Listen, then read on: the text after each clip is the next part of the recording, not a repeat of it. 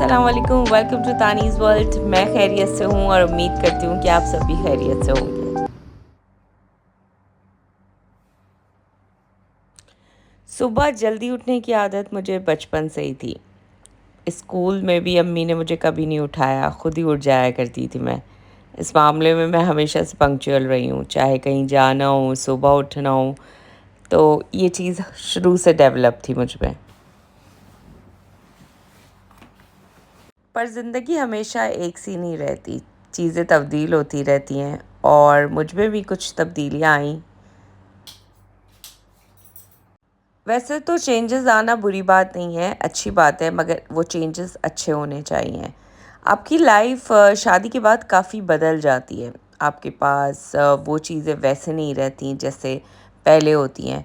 अब आपकी ज़िम्मेदारियाँ भी डिफरेंट हो जाती हैं और मैं हमेशा इन चीज़ों को स्ट्रॉन्गली लेके चलती हूँ, ना कि अपने ऊपर हावी कर लेती हूँ। अगर आप मेरी तरह वर्किंग लेडी हैं तो आपको अपने ऑफिस के साथ-साथ घर भी देखना पड़ता होगा और ये दोनों चीज़ें मैनेज करना आसान काम नहीं होता। और अगर उस पे आपकी एक ही छुट्टी हो वीक में तो फिर और भी डिफ़िकल्ट हो जाता है। पहले मेरे 3 काम होते थे। बेड बनाया, बाल बनाए, मुँह हाथ धोया और फिर अपना नाश्ता कर लिया। हाँ, ये चीज़ें अभी भी ऐसे ही हैं क्योंकि मम्मा ने शुरू से ये सिखाया कि उठते ही बाल बनाओ और मुँह हाथ धो और बेड ज़रूर साफ़ करो। मगर अब लाइफ़ में चेंजेज़ आ गए हैं और वो इसलिए क्योंकि रिस्पॉन्सिबिलिटीज़ आ गई हैं। सुबह उठ के सबसे पहले पानी पीना ये मेरी हमेशा से आदत रही है और अभी भी कंटिन्यू है। हाँ, तो मैं बता रही थी कि अब चेंजेस ये आए हैं कि नाश्ता करने से पहले मैं अपना घर देखती हूँ। घर की सफाई पहले ज़रूरी समझती हूँ करना। वो इसलिए कि मुझे अच्छा लगता है पहले घर साफ़ हो जाए, हर ज़िम्मेदारी से फ़ारिग हो जाऊँ, तो फिर आराम से अपना नाश्ता एन्जॉय करूँ। हाँ, शायद कुछ लेडीज़ ऐसे होंगी वो पहले नाश्ता करना प्रेफ़र करती होंगी, पर मुझे ऐसे अच्छा लगता है। रिस्पॉन्सिबिलिटीज़ मुश्किल नहीं होती पर हम उन्हें अपने ऊपर सवार करके मुश्किल ज़रूर बना देते हैं।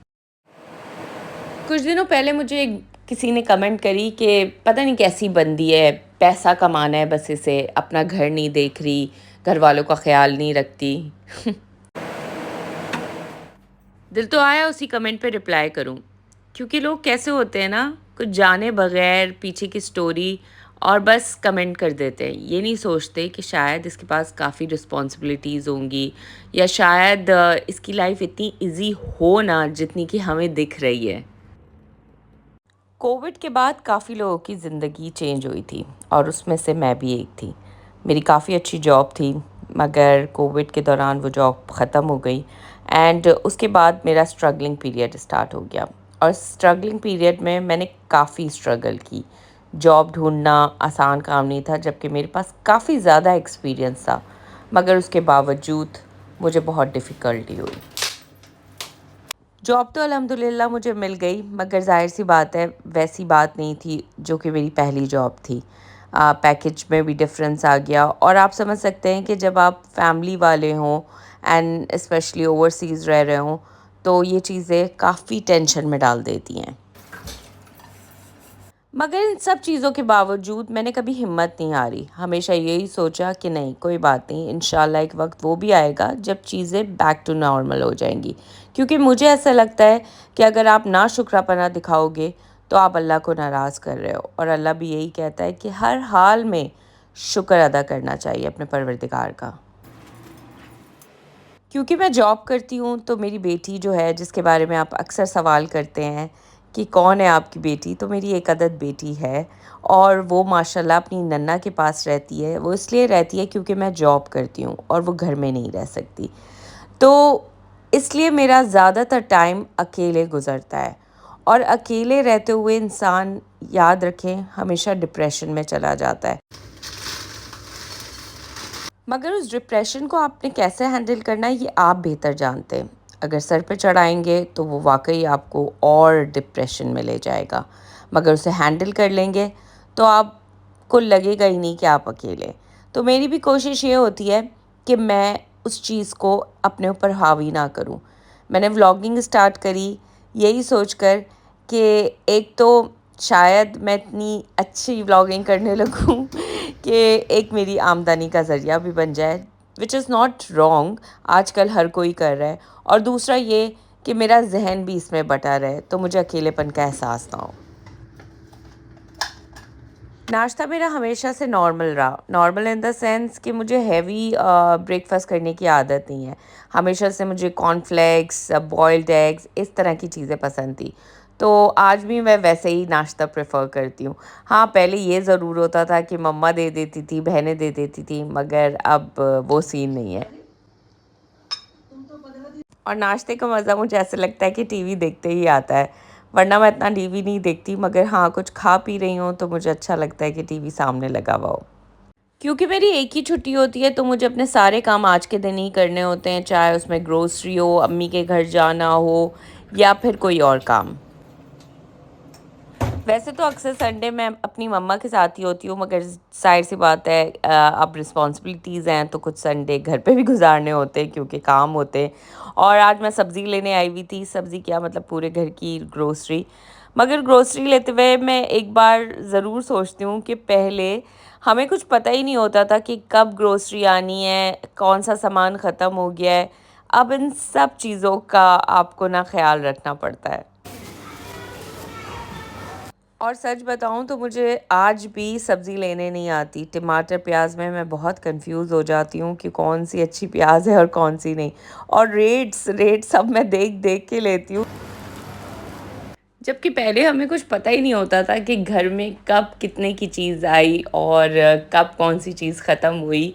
ये सब हमारे माँ-बाप करते थे और हमें बड़ी हैरत भी होती थी कि यार जब भी देखो घर में हर चीज़ अवेलेबल है। शायद वो हमें इसलिए शुरू में इतनी पैम्पर्ड लाइफ़ देते हैं कि उन्हें पता होता है कि आगे जाके हमारे बच्चों ने काफ़ी रिस्पॉन्सिबिलिटीज़ लेनी है।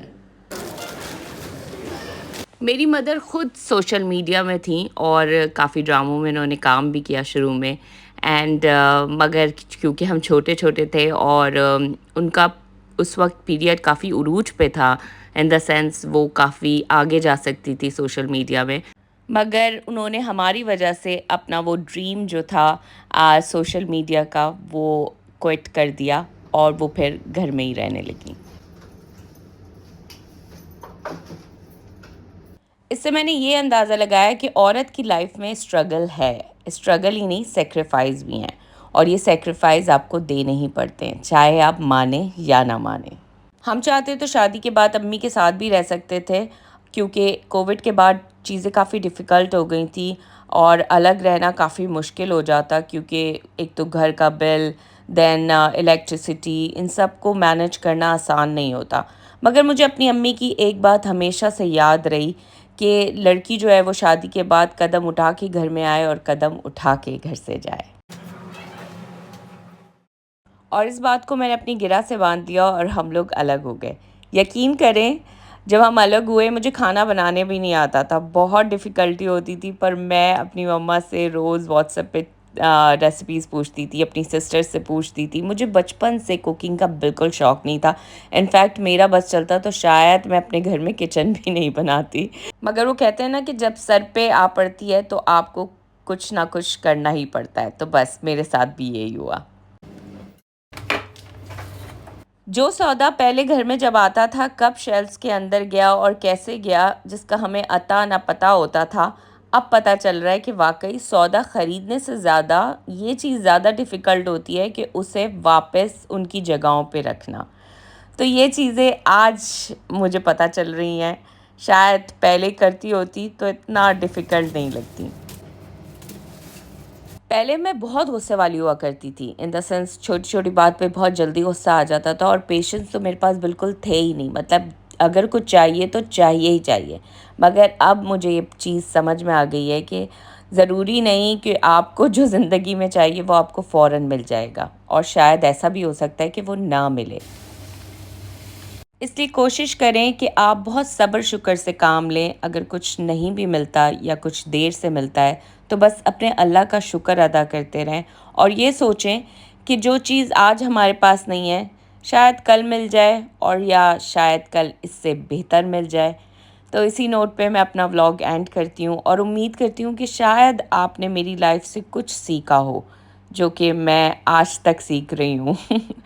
खैर, इंशाल्लाह मिलते हैं आपसे अगले व्लॉग में। अपना बहुत सारा ख़्याल रखिएगा और दुआओं में मुझे याद रखिएगा। अल्लाह हाफ़िज़।